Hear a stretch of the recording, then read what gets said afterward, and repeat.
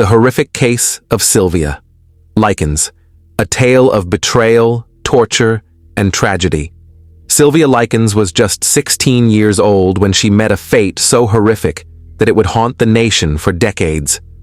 Born on January 3, 1949, Sylvia was the third of 5 children in a struggling family. Her parents, Lester and Betty Likens, worked as carnival workers, constantly traveling from town to town. Unlike their other children, Benny and Diana, who were married or living independently, Sylvia and her younger sister Jenny had no choice but to be shuffled between relatives and family friends when their parents couldn't take care of them. Despite her unstable upbringing, Sylvia was kind, gentle, and full of life. She had a love for music, enjoyed roller skating, and dreamed of a better future, one where she would finally have a stable home and a place where she belonged. But that dream would never come true. In July 1965, while working at a carnival in Florida, Sylvia's parents realized they could not care for their 2 daughters. They needed someone to look after them while they traveled for work.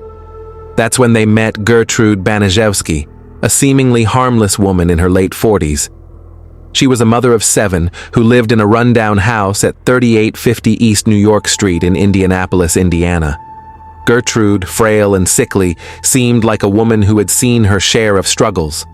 With no stable income, an abusive ex-husband, and a house filled with children, she barely managed to survive. But when Lester Likens asked if she could watch Sylvia and Jenny for $20 a week, she agreed. To the Likens family, it seemed like a perfect arrangement, a mother watching over their daughters while they worked to support them. But what they didn't know was that Gertrude Baniszewski was a monster in disguise, and they had just delivered Sylvia and Jenny into her hands. At first, life in the Baniszewski home seemed uneventful. Sylvia and Jenny tried their best to fit in with Gertrude's children, particularly Paula, Stephanie, and John Jr. They did chores, helped with the younger kids, and tried to stay out of trouble. But trouble found them anyway. When Sylvia's parents failed to send the weekly payment on time, Gertrude snapped. She began by beating Sylvia with a wooden paddle, blaming her for her parents' failure to pay. At first, the punishments were sporadic, a slap here, a few harsh words there, but they soon escalated into something far more terrifying. As the summer wore on, Gertrude turned Sylvia into her personal punching bag. She would call her into the living room, force her to kneel, and strike her repeatedly while screaming hateful insults. Jenny, who suffered from polio and walked with a limp, was also threatened, but Sylvia took most of the abuse to protect her younger sister. And then, Gertrude's cruelty took a horrifying turn. The Baniszewski children, following their mother's lead, began torturing Sylvia for their own entertainment. It started with insults and humiliation. Gertrude spread false rumors that Sylvia was promiscuous, even though she had never even been in a serious relationship. She accused her of being pregnant, which was untrue, and shamed her relentlessly. Then, the physical abuse became unbearable. Paula Baniszewski, the eldest daughter, took pleasure in punching Sylvia in the face so hard that her own knuckles swelled. John Baniszewski Jr., just 12 years old, would force-feed Sylvia spoiled food and make her eat feces. The neighboring kids, who would come to the house for fun, were encouraged by Gertrude to beat, burn, and cut Sylvia. Sylvia had no way to fight back. She was weak, starving, and alone. Her only ally, Jenny, was too scared to intervene. Gertrude had threatened to kill her if she did. What was once a simple home had become a torture chamber, and Sylvia was its prisoner. One day, in an act of unspeakable cruelty, Gertrude decided that Sylvia didn't deserve to live among the others. She ordered her sons to drag Sylvia to the basement, a cold, dark dungeon with no light, no warmth, and no escape. There, Sylvia was subjected to some of the worst abuse in American history. She was denied food and water, reduced to drinking her own urine out of desperation.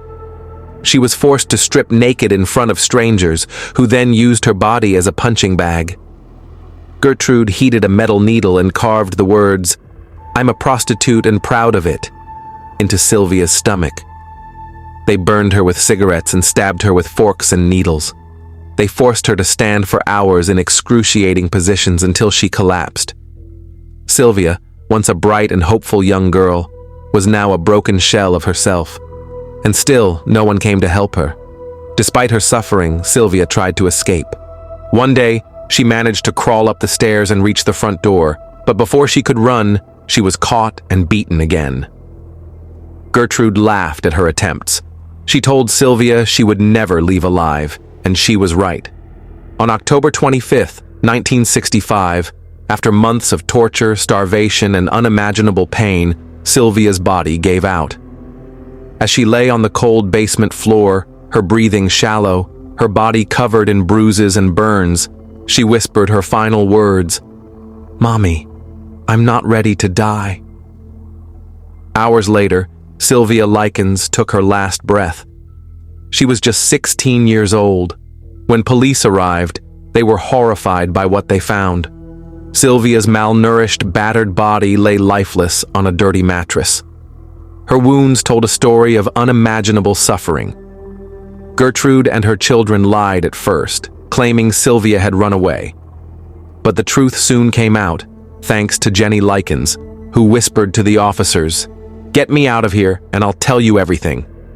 Gertrude, Paula, John Jr., and several other kids were arrested and charged with murder. At trial, Gertrude tried to deny responsibility, but the evidence was overwhelming. She was sentenced to life in prison, though she was paroled after 20 years. She died of lung cancer in 1990. The other perpetrators received lighter sentences, but none suffered as much as Sylvia did. Sylvia Likens' story is one of unimaginable cruelty, betrayal, and suffering.